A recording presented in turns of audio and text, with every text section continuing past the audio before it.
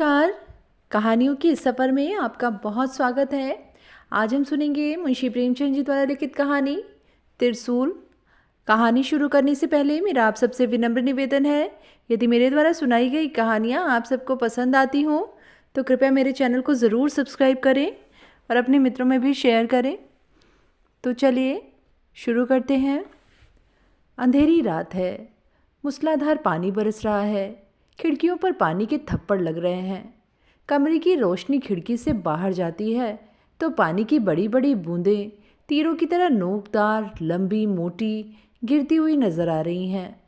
इस वक्त अगर घर में आग भी लग जाए तो शायद मैं बाहर निकलने की हिम्मत न करूं। लेकिन एक दिन जब ऐसी ही अंधेरी भयानक रात के वक्त मैं मैदान में बंदूक लिए पहरा दे रहा था, उसे आज 30 साल गुजर गए। उन दिनों मैं फौज में नौकर था। आह, वह फौजी ज़िंदगी कितने मज़े से गुजरती थी। मेरी ज़िंदगी की सबसे मीठी, सबसे सुहानी यादगारें उसी ज़माने से जुड़ी हुई हैं। आज मुझे इस अंधेरी कोठरी में अखबारों के लिए लेख लिखते देखकर कौन समझेगा कि इस नीमजान, झुकी हुई कमर वाले, खस्ता हाल आदमी में भी कभी हौसला और हिम्मत और जोश का दरिया लहरें मारता था। क्या क्या दोस्त थे जिनके चेहरों पर हमेशा मुस्कुराहट नाचती रहती थी। शेरदिल राम सिंह और मीठे गले वाला देवीदास की याद क्या कभी दिल से मिट सकती है। वह अदन, वह बसरा, वह मिस्र बस आज मेरे लिए सपने हैं। यथार्थ है तो यह तंग कमरा और अखबार का दफ्तर। हाँ, ऐसी ही अंधेरी डरावनी सुनसान रात थी। मैं बारक के सामने बरसाती पहने हुए खड़ा मैगजीन का पहरा दे रहा था। कंधे पर भरा हुआ राइफल था। बारक्के से 2-4 सिपाहियों के गाने की आवाज़ आ रही थी। रह रहकर जब बिजली चमक जाती थी तो सामने के ऊंचे पहाड़ और दरख्त और नीचे का हरा भरा मैदान इस तरह नजर आ जाते थे जैसे किसी बच्चे की बड़ी बड़ी काली भोली पुतलियों में खुशी की झलक नजर आ जाती है। धीरे धीरे बारिश ने तूफानी सूरत अख्तियार की। अंधेरा और भी अंधेरा, बादल की गरज और भी डरावनी और बिजली की चमक और भी तेज हो गई। मालूम होता था प्रकृति अपनी सारी शक्ति से जमीन को तबाह कर देगी। यकायक मुझे ऐसा मालूम हुआ कि मेरे सामने से किसी चीज़ की परछाई सी निकल गई। पहले तो मुझे ख्याल हुआ कि कोई जंगली जानवर होगा, लेकिन बिजली की एक चमक ने यह ख्याल दूर कर दिया। वह कोई आदमी था जो बदन को चुराए पानी में भीगता हुआ एक तरफ जा रहा था। मुझे हैरत हुई कि इस मूसलाधार वर्षा में कौन आदमी बारक से निकल सकता है और क्यों। मुझे अब उसके आदमी होने में कोई संदेह न था। मैंने बंदूक संभाल ली और फौजी कायदे के मुताबिक पुकारा, हॉल्ट, हु कम्स देयर। फिर भी कोई जवाब नहीं। कायदे के मुताबिक तीसरी बार ललकारने पर अगर जवाब न मिले तो मुझे बंदूक दाग देना चाहिए था। इसलिए मैंने बंदूक हाथ में ले खूब जोर से कड़कदार कहा, हॉल्ट, हु कम्स देयर। जवाब तो अब की भी न मिला, मगर वह परछाई मेरे सामने आकर खड़ी हो गई। अब मुझे मालूम हुआ कि वह मर्द नहीं औरत है। इसके पहले कि मैं कोई सवाल करूं, उसने कहा, संतरी, खुदा के लिए चुप रहो, मैं हूँ लुइसा। मेरी हैरत की कोई हद न रही। अब मैंने उसे पहचान लिया। वह हमारे कमांडिंग ऑफिसर की बेटी लुइसा ही थी। मगर इस वक्त इस मूसलाधार में और इस घटाटोप अंधेरे में वह कहाँ जा रही है। बारक में 1000 जवान मौजूद थे जो उसका हुक्म पूरा कर सकते थे। फिर वह नाजुक बदन औरत इस वक्त क्यों निकली और कहाँ के लिए निकली? मैंने आदेश के स्वर में पूछा, तुम इस वक्त कहाँ जा रही हो? लुइसा ने विनती के स्वर में कहा, माफ़ करो संतरी, यह मैं नहीं बता सकती और तुमसे प्रार्थना करती हूँ यह बात किसी से न कहना। मैं हमेशा तुम्हारी एहसानमंद रहूँगी। यह कहते कहते उसकी आवाज़ इस तरह काँपने लगी जैसे किसी पानी से भरे हुए बर्तन की आवाज़। मैंने उसी सिपाहियाना अंदाज में कहा, यह कैसे हो सकता है? मैं फ़ौज का एक अदना सिपाही हूँ, मुझे इतना अख्तियार नहीं। मैं कायदे के मुताबिक आपको अपने सार्जेंट के सामने ले जाने के लिए मजबूर हूँ। लेकिन क्या तुम नहीं जानते कि मैं तुम्हारे कमांडिंग अफसर की लड़की हूँ? मैंने जरा हंसकर जवाब दिया, अगर मैं इस वक्त कमांडिंग ऑफिसर साहब को भी ऐसी हालत में देखूं तो उनके साथ भी मुझे यही सख्ती करनी पड़ती। कायदा सबके लिए एक सा है और एक सिपाही को किसी हालत में उसे तोड़ने का अख्तियार नहीं है। यह निर्दय उत्तर पाकर उसने करुणा स्वर में कहा, तो फिर क्या तदबीर है? मुझे उस पर रहम तो आ रहा था, लेकिन कायदों की जंजीरों में जकड़ा हुआ था। मुझे नतीजे का जरा भी डर न था।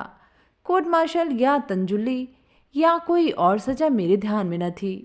मेरा अंतःकरण भी साफ था, इसीलिए कायदे को कैसे तोड़ूं, इसी हैस बहस में खड़ा था कि लुइसा ने एक कदम बढ़कर मेरा हाथ पकड़ लिया और निहायत पुरदर्द बेचैनी के लिहाज में कहा, तो फिर मैं क्या करूं? ऐसा महसूस हो रहा था कि जैसे उसका दिल पिघला जा रहा हो। मैं महसूस कर रहा था कि उसका हाथ काँप रहा था। एक बार जी में आया जाने दूं। प्रेमी के संदेश या अपने वचन की रक्षा के सिवा और कौन सी शक्ति इस हालत में उसे घर से निकलने पर मजबूर करती? फिर मैं क्यों किसी की मोहब्बत की राह का कांटा बनूं? लेकिन कायदे ने फिर जबान पकड़ ली। मैंने अपना हाथ छुड़ाने की कोशिश न करके मुंह फेर कर कहा, और कोई तदबीर नहीं है। मेरा जवाब सुनकर उसकी पकड़ ढीली पड़ गई कि जैसे शरीर में जान न हो, पर उसने अपना हाथ हटाया नहीं। मेरे हाथ को पकड़े हुए गिड़गिड़ा कर बोली, संतरी, मुझ पर रहम करो, खुदा के लिए मुझ पर रहम करो, मेरी इज्जत खाक में मिल जाएगी। मैं बड़ी बदनसीब हूँ। मेरे हाथ पर आंसुओं के कई गर्म कतरे टपक पड़े। मूसलाधार बारिश का मुझ पर जरा भी असर न हुआ था, लेकिन इन चंद बूंदों ने मुझे सर से पांव तक हिला दिया। मैं बड़े पसोपेश में पड़ गया। एक तरफ कायदे और कर्ज की आहनी दीवार थी, दूसरी तरफ एक सुकुमार युवती की बिनती भरी आग्रह। मैं जानता था अगर उसे सार्जेंट के सुपुर्द कर दूंगा तो सवेरा होते ही सारे बटालियन में खबर फैल जाएगी। कोर्ट मार्शल होगा। कमांडिंग अफसर की लड़की पर भी फौज का लॉ कानून कोई रियायत न करता। उसके बेरहम हाथ उस पर भी बेदर्दी से उठेंगे, खासकर लड़ाई के ज़माने में। और अगर इसे छोड़ दूं तो इतनी ही बेदर्दी से कानूनें मेरे पास पेश होंगी। जिंदगी खाक में मिल जाएगी। कौन जाने कल जिंदा भी रहूं या ना। कम से कम तंजुली तो होगी ही। भेद छिपा भी रहे तो क्या मेरी अंतरात्मा मुझे सदा न धिक्कारेगी? क्या मैं फिर किसी के सामने इसी दिलेर ढंग से ताक सकूंगा?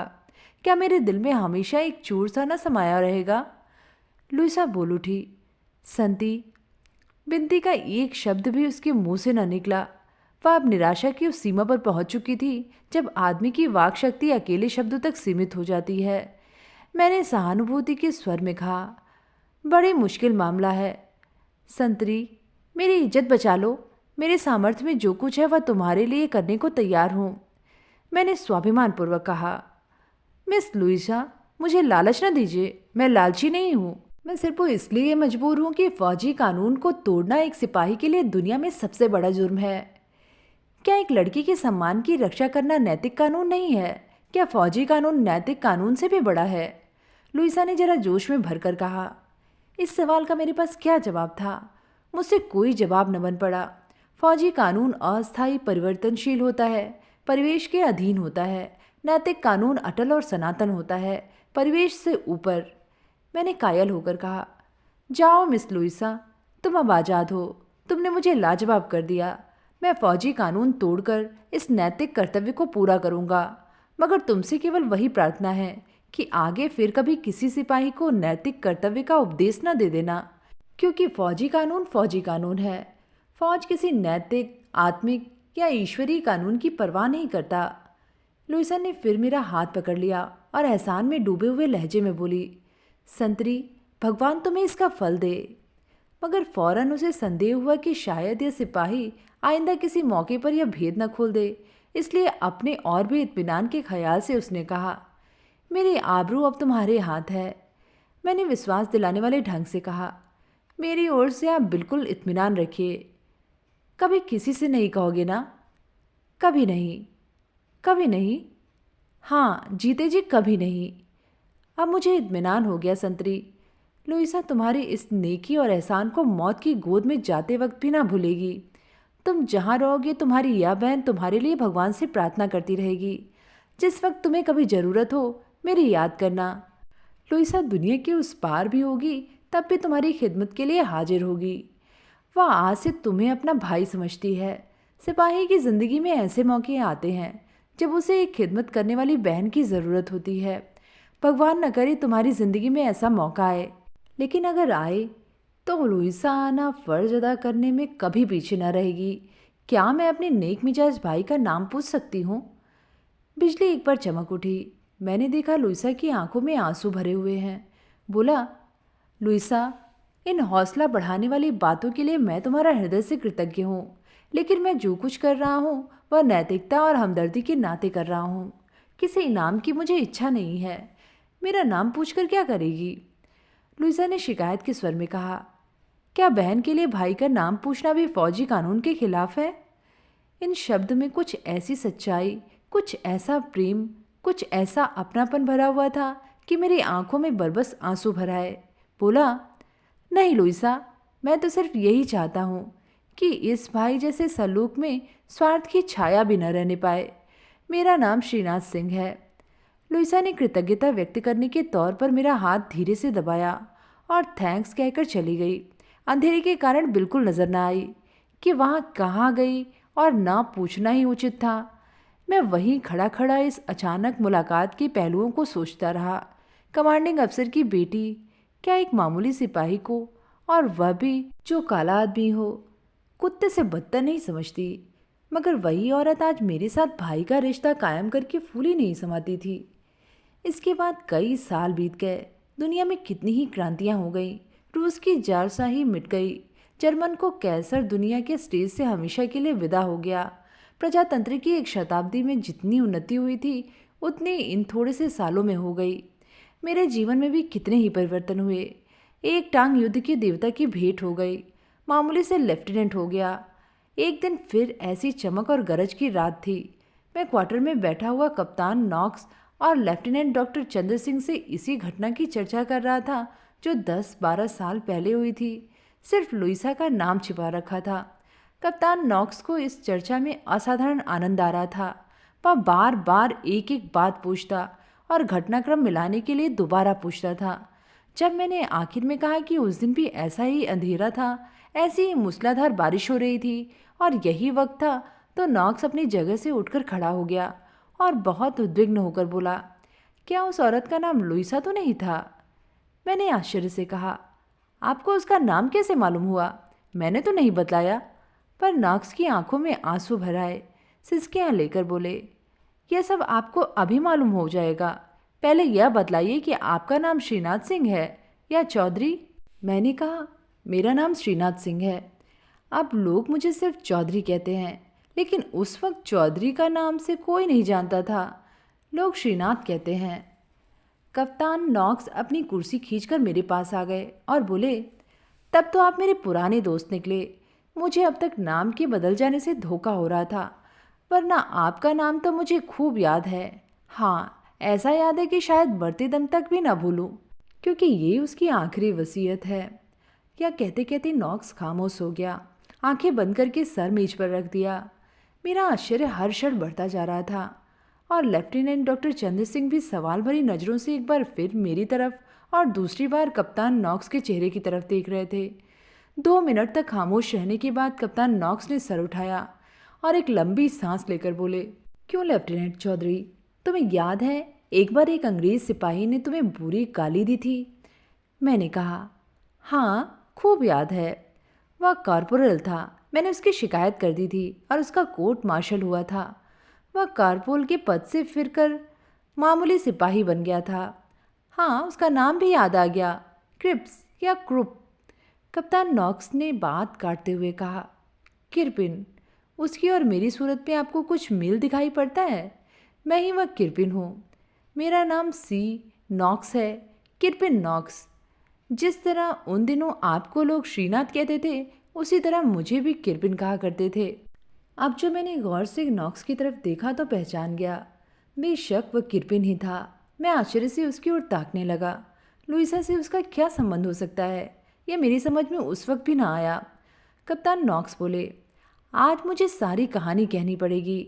लेफ्टिनेंट चौधरी, तुम्हारी वजह से जब मैं कारपोल से मामूली सिपाही बनाया गया और जिल्लत भी कुछ कम ना हुई, तो मेरे दिल में ईर्ष्या और प्रतिशोध की लपटें सी उठने लगी। मैं हमेशा इसी फिक्र में रहता था कि किस तरह तुम्हें जलील करूं, किस तरह अपनी जिल्लत का बदला लूं। मैं तुम्हारी एक एक हरकत को, एक एक बात को ऐब ढूंढने वाली नज़रों से देखता था। इन 10-12 सालों में तुम्हारी सूरत बहुत कुछ बदल गई और मेरी निगाहों में भी कुछ फ़र्क आ गया, जिसके कारण मैं तुम्हें पहचान न सका। लेकिन उस वक्त तुम्हारी सूरत हमेशा मेरी आंखों के सामने रहती थी। उस वक्त मेरी ज़िंदगी की सबसे बड़ी तमन्ना यही थी कि किसी तरह तुम्हें भी नीचे गिराऊं। अगर मुझे मौका मिलता तो शायद मैं तुम्हारी जान लेने से बाज ना आता। कप्तान नॉक्स फिर खामोश हो गए। मैं और डॉक्टर चंद्र सिंह टकटकी लगाए कप्तान नॉक्स की तरफ देख रहे थे।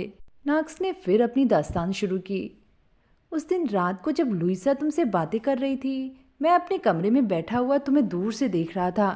मुझे उस वक्त मालूम हुआ था कि वह लुइसा है। मैं सिर्फ यह देख रहा था कि तुम पहरा देते वक्त किसी औरत का हाथ पकड़े उससे बातें कर रहे हो। उस वक्त मुझे जितनी पाजीपन से भरी हुई खुशी हुई वह बयान नहीं कर सकता। मैंने सोचा अब इसे जलील करूँगा। बहुत दिनों के बाद बच्चा फंसे हैं, अब किसी तरह न छोड़ूंगा। यह फैसला करके मैं कमरे से निकला और पानी में भीगता हुआ तुम्हारी तरफ चला। लेकिन जब तक मैं तुम्हारे पास पहुंचा, लुइसा चली गई थी। मजबूर होकर मैं अपने कमरे लौट आया, लेकिन फिर भी निराश न हुआ। मैं जानता था कि तुम झूठ न बोलोगे और जब मैं कमांडिंग अफसर से तुम्हारी शिकायत करूंगा तो तुम अपना कसूर मान लोगे। मेरे दिल की आग बुझाने के लिए इतना इत्मीनान काफ़ी था। मेरी आरज़ू पूरी होने में अब कोई संदेह न था। मैंने मुस्कुराकर कहा, लेकिन आपने मेरी शिकायत तो नहीं की, क्या बात को रहम आ गया? नाक्सा ने जवाब दिया, जी, रहम किस मरदूद को आता था। शिकायत न करने का दूसरा ही कारण था। सवेरा होते ही मैंने सबसे पहला काम यही किया कि सीधे कमांडिंग अफसर के पास पहुंचा। तुम्हें याद होगा, मैं उनके बड़े बेटे रॉजर्स को घुड़सवारी सिखाया करता था, इसलिए वहां जाने में किसी किस्म की झिझक या रुकावट न हुई। जब मैं पहुंचा तो रॉजर्स ने कहा, आज इतनी जल्दी क्यों किरपिन, अभी तो वक्त नहीं हुआ। आज बहुत खुश नजर आ रहे हो, मैंने कुर्सी पर बैठते हुए कहा। आज मैं उस राजपूत की शिकायत लेकर आया हूँ। रॉजर्स ने कहा, हाँ मालूम है, मगर तुमने उसे गाली दी थी। मैंने किसी कदर झेपते हुए कहा, मैंने गाली नहीं दी थी, सिर्फ ब्लडी कहा था। सिपाहियों में इस तरह की बदजबानी एक आम बात है, मगर एक राजपूत ने मेरी शिकायत कर दी थी। आज मैंने उसे एक संगीन जुर्म में पकड़ लिया है। खुदा ने चाहा तो कल उसका भी कोर्ट मार्शल होगा। मैंने आज रात को उसे एक औरत से बातें करते देखा है, बिल्कुल उस वक्त जब वह ड्यूटी पर था। वह इस बात से इनकार नहीं कर सकता, इतना कमीना नहीं है। लुइसा के चेहरे का रंग कुछ और ही हो गया। अजीब पागलपन से मेरी तरफ देखकर बोली, तुमने और क्या देखा? मैंने कहा, जितना मैंने देखा है उतना उस राजपूत को जलील करने के लिए काफ़ी है। ज़रूर उसकी किसी से आशनाई है, और वह औरत हिंदुस्तानी नहीं, कोई यूरोपियन लेडी है। मैं कसम खा सकता हूँ, दोनों एक दूसरे का हाथ पकड़े बिल्कुल उसी तरह बातें कर रहे थे जैसे प्रेमी प्रेमिका किया करते हैं। लुइसा के चेहरे पर हवाइयाँ उड़ने लगीं। चौधरी, मैं कितना कमीना हूँ इसका अंदाज़ा तुम खुद कर सकते हो। मैं चाहता हूँ तुम मुझे कमीना कहो, मुझे धिक्कारो। मैं दरिंदा वैसी से भी ज़्यादा बेरहम हूँ, काले सांप से भी ज़्यादा जहरीला हूँ। वह खड़ी दीवार की तरफ ताक रही थी कि इसी बीच राजस का कोई दोस्त आ गया। वह उसके साथ चला गया। लुइसा मेरे साथ अकेली रह गई तो उसने मेरी ओर प्रार्थना भरी आंखों से देखकर कहा, किरपिन, तुम उस राजपूत सिपाही की शिकायत मत करना। मैं ताज्जुब से पूछा, क्यों? लुइसा ने सर झुकाकर कहा, इसलिए कि जिस औरत को तुमने उसके साथ बातें करते देखा वह मैं ही थी। मैंने और भी चकित होकर कहा, तो क्या तुम उसे? लुइसा ने बात काट कर कहा, चुप, वह मेरा भाई है। बात यह है कि मैं कल रात को एक जगह जा रही थी, तुमसे छिपाऊंगी नहीं।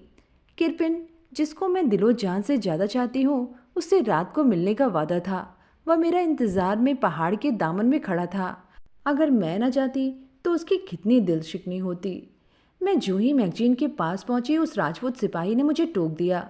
वह मुझे फौजी कायदे के मुताबिक सार्जेंट के पास ले जाना चाहता था, लेकिन मेरे बहुत अनुनय विनय करने पर मेरी लाज रखने के लिए फौजी कानून तोड़ने को तैयार हो गया। सोचो, उसने अपने सिर कितनी बड़ी जिम्मेदारी ली। मैंने उसे अपना भाई कहकर पुकारा है और उसने भी मुझे बहन कहा है। सोचो, अगर तुम उसकी शिकायत करोगे तो उसकी क्या हालत होगी। वह नाम न बदलाएगा, इसका मुझे पूरा विश्वास है। अगर उसके गले पर तलवार भी रख दी जाएगी तो भी वह मेरा नाम न बताएगा। मैं नहीं चाहती कि एक नेक काम करने वाले का उसे यह इनाम मिले। तुम उसकी शिकायत हरगिज मत करना, तुमसे यही मेरी प्रार्थना है। मैंने निर्दय कठोरता से कहा, उसने मेरी शिकायत करके मुझे जलील किया है। ऐसा अच्छा मौका पाकर मैं उसे छोड़ना नहीं चाहता। जब तुमको यकीन है कि वह तुम्हारा नाम नहीं बताएगा तो फिर तुम उसे जहन्नुम में जाने दो। लुइसा ने मेरी तरफ घृणापूर्वक देखकर कहा। चुप रहो किरपिन, ऐसी बातें मुझसे न करो। मैं इसे कभी गवारा न करूँगी कि मेरी इज्जत आबरू के लिए उसे जिल्लत और बदनामी का निशाना बनना पड़े। अगर तुम मेरी ना मानोगे तो मैं सच कहती हूँ, मैं खुदकुशी कर लूँगी। उस वक्त तो मैं सिर्फ प्रतिशोध का प्यासा था, अब मेरे ऊपर वासना का भूत सवार हुआ। मैं बहुत दिनों से दिल में लुइसा की पूजा किया करता था, लेकिन अपनी बात कहने का साहस न कर सकता था। अब उसको बस में लाने का मुझे मौका मिला। मैंने सोचा अगर यह उस राजपूत सिपाही के लिए जान देने को तैयार है तो निश्चय ही मेरी बात पर नाराज नहीं हो सकती। मैंने उसी निर्दय स्वार्थपरता के साथ कहा, मुझे सख्त अफसोस है मगर अपने शिकार को छोड़ नहीं सकता।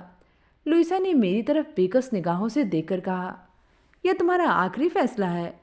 मैंने निर्दय निर्लज्जता से कहा, नहीं लुइसा, यह आखिरी फैसला नहीं है। तुम चाहो तो उसे तोड़ सकती हो, यह बिल्कुल तुम्हारे इम्कान में है। मैं तुमसे कितना मोहब्बत करता हूँ या आज ही शायद तुम्हें मालूम ना हो, मगर इन 3 सालों में तुम एक पल के लिए भी मेरे दिल से दूर नहीं रही। अगर तुम मेरी तरफ से अपने दिल को नर्म कर लो, मेरी मोहब्बत को कद्र करो, तो मैं सब कुछ करने को तैयार हूँ। मैं आज तक एक मामूली सिपाही हूँ और मेरे मुंह से मोहब्बत का निमंत्रण पाकर शायद तुम दिल में हंसी होगी, लेकिन एक दिन मैं भी कप्तान हो जाऊँगा और तब शायद हमारे बीच इतनी बड़ी खाई न रहेगी। लुइसा ने रोकर कहा, किरपिन, तुम बड़े बेरहम हो। मैं तुमको इतना जालिम न समझती थी। खुदा ने क्यों तुम्हें इतना संगदिल बनाया? क्या तुम्हें इस बेकस औरत पर जरा भी रहम नहीं आता? मैं उसकी बेचारगी पर दिल में खुश होकर बोला, जो खुद संगदिल हो उसे दूसरों को संगदिल की शिकायत करने का कोई हक नहीं। लुइसा ने गंभीर स्वर में कहा, मैं बेरहम नहीं हूँ किरपिन, खुदा के लिए इंसाफ करो। मेरा दिल दूसरे का हो चुका है, मैं उसके बगैर जिंदा नहीं रह सकती और शायद वह भी मेरे बगैर जिंदा न रहे। मैं एक आदमी की आबरू बचाने के लिए अपने ऊपर ज़बरदस्ती करके अगर तुमसे शादी भी कर लूँ तो नतीजा क्या होगा? जोर ज़बरदस्ती से मोहब्बत नहीं पैदा होती। मैं कभी तुमसे मोहब्बत न करूँगी। दोस्तों, अपनी बेशर्मी और बेहयाई का पर्दाफाश करते हुए मेरे दिल को कितनी बड़ी तकलीफ हो रही है। मुझे उस वक्त वासना ने इतना अंधा बना दिया था कि मेरे कानों पर जूं तक नहीं रहेंगी। बोला, ऐसा मत ख्याल करो लुइसा, मोहब्बत अपना असर ज़रूर पैदा करती है। तुम इस वक्त मुझे ना चाहो, लेकिन बहुत दिन ना गुजरने पाएंगे कि मेरी मोहब्बत रंग लाएगी। तुम मुझे स्वार्थी और कमीना समझ रही हो। समझो, प्रेम स्वार्थी ही होता है, शायद वह कमीना भी होता है, लेकिन मुझे विश्वास है कि यह नफ़रत और बेरुखी बहुत दिनों तक न रहेगी। मैं अपने जानी दुश्मन को छोड़ने के लिए ज़्यादा से ज़्यादा कीमत लूँगा जो मिल सके। लुइसा 15 मिनट तक भीषण मानसिक यातना की हालत में खड़ी रही। जब उसकी याद आती है तो जी चाहता है गले में छुरी मार लूं। आखिर उसने आंसू भरी निगाहों से मेरी तरफ देखकर कहा, अच्छी बात है किरपिन, अगर तुम्हारी यह इच्छा है तो यही सही। तुम जाओ, मुझे खूब जी भर कर रो लेने दो। यह कहते कहते कप्तान नॉक्स फूट फूट कर रोने लगा। मैंने कहा, अगर आपको यह दर्द भरी दास्तां कहने में दुख हो रहा है तो जाने दीजिए। कप्तान नॉक्स ने गला साफ करके कहा, नहीं भाई। और आगे किस्सा शुरू करते हुए कहता है, वह मुझे देखते ही कमरे से बाहर निकल आती, खुश हो होकर बातें करती, यहाँ तक कि मैं समझने लगा कि उसे मुझसे प्यार हो गया है। इसी बीच यूरोपियन लड़ाई छिड़ गई। मैं और तुम दोनों लड़ाई पर चले गए। तुम फ्रेंच में गए, मैं कमांडिंग अफसर के साथ मिस्र गया। लुइसा अपने चचा के साथ यहीं रह गई। रॉजर्स भी उसके साथ रह गया। 3 साल तक मैं लाम पर रहा।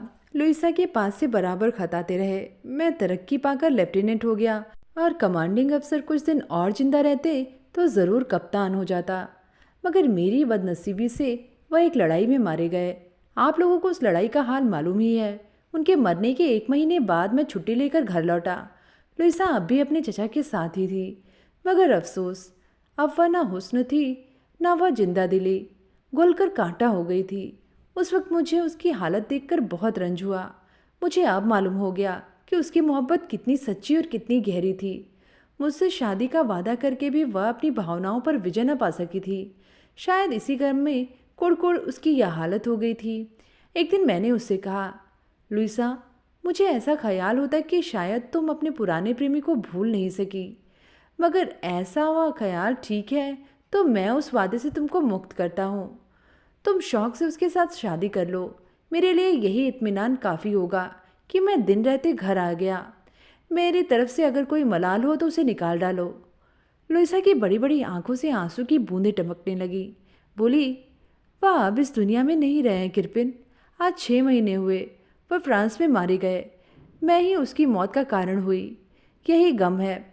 फौज से उसका कोई संबंध न था। अगर वह मेरी ओर से निराश न होते तो फौज में कभी भर्ती न होते। मरने ही के लिए वह फौज में गए। मगर तुम अब आ गए हो। मैं बहुत जल्द अच्छी हो जाऊंगी। अब मुझसे तुम्हारी बीवी बनने की सारी काबिलियत पैदा हो गई है। तुम्हारे पहलू में अब कोई कांटा नहीं रहा और ना मेरे दिल में कोई गम। इन शब्दों में व्यंग भरा हुआ था, जिसका आशय यह था कि मैंने लुइसा की प्रेमी की जान ली है। इसकी सच्चाई से कौन इनकार कर सकता है। इसके प्रायश्चित की अगर कोई सूरत है तो यही कि उसकी इतनी खातिरदारी, इतनी दिलजोई करूं कि वह सारे दुख को अपने दिल से निकाल दे। इसके 1 महीने बाद शादी का दिन तय हो गया। हमारी शादी भी हो गई। हम दोनों घर आए। दोस्तों की दावत हुई। शराब के दौर चले। मैं अपनी खुशनसीबी पर फूला नहीं समाता था। और मैं ही क्यों, मेरे इष्ट मित्र सब मेरी खुशकिस्मती पर मुझे बधाई दे रहे थे। मगर क्या मालूम था कि तकदीर मुझे यूं सब्ज बाग दिखा रही है। क्या मालूम था कि यह वह रास्ता है जिसके पीछे जालिम शिकारी का जाल बिछा हुआ है। मैं तो दोस्तों की खातिर तवाजो में लगा हुआ था। उधर लुइसा अंदर कमरे में लेटी हुई इस दुनिया से रुखसत होने का सामान कर रही थी। मैं एक दोस्त की बधाई का धन्यवाद दे रहा था कि रॉजर्स ने आकर कहा, किरपिन चलो, लुइसा तुम्हें बुला रही है। जल्द। उसकी ना जाने क्या हालत हो रही है। मेरे पैरों तलू से जमीन खिसक गई। दौड़ता हुआ लुइसा के कमरे में आया। कप्तान नॉक्स की आंखों से फिर आंसू बहने लगे। आवाज़ फिर भारी हो गई। जरा दम लेकर उन्होंने कहा। अंदर जाकर देखा तो लुइसा कोच पर लेटी हुई थी। उसका शरीर ऐंठ रहा था। चेहरे पर भी उसी ऐंठन के लक्षण दिखाई दे रहे थे। मुझे देखकर बोली, किरपिन मेरे पास आ जाओ। मैंने शादी करके अपना वचन पूरा कर दिया। इससे ज़्यादा मैं तुम्हें कुछ और नहीं दे सकती थी, क्योंकि मैं अपनी मोहब्बत पहले ही दूसरे की भेंट कर चुकी हूँ। मुझे माफ़ करना। मैंने जहर खा लिया है और बस कुछ घड़ियों की मेहमान हूँ। मेरी आंखों के सामने अंधेरा छा गया। दिल पर एक नस्तर सा लगा। घुटने टेक कर उसके पास बैठ गया। रोता हुआ बोला, लुइसा ये तुमने क्या किया? हाय, क्या तुम मुझे दगा देकर जल्दी चली जाओगी?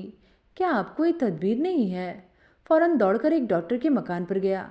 मगर जब तक उसे साथ लेकर आऊं, मेरी वफा की देवी सच्ची लुइसा हमेशा के लिए मुझसे जुदा हो गई थी।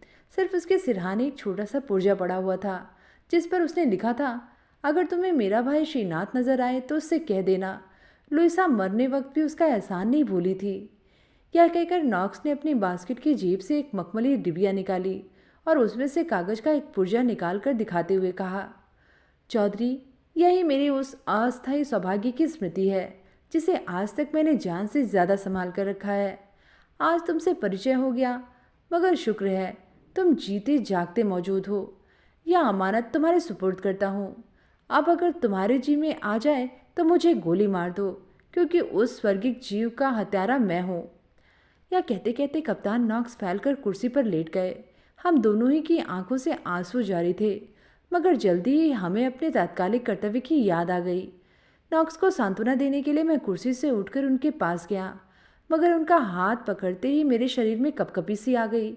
हाथ ठंडा था, ऐसा ठंडा जैसा आखिरी घड़ियों में होता है। मैंने घबराकर उनके चेहरे की तरफ देखा और डॉक्टर चंद्रा को पुकारा। डॉक्टर साहब ने आकर फौरन उसकी छाती पर हाथ रखा और दर्द भरे लहजे में कहा, दिल की धड़कन रुक गई है, कड़ कड़ कड़। तो ये थी कहानी त्रिशूल। कहानी आप सबको कैसी लगी नीचे कमेंट में लिख के ज़रूर बताइएगा। आगे भी ऐसी कहानियाँ सुनते रहने के लिए चैनल को ज़रूर सब्सक्राइब करें। फिर मिलेंगे एक नई कहानी के साथ। धन्यवाद।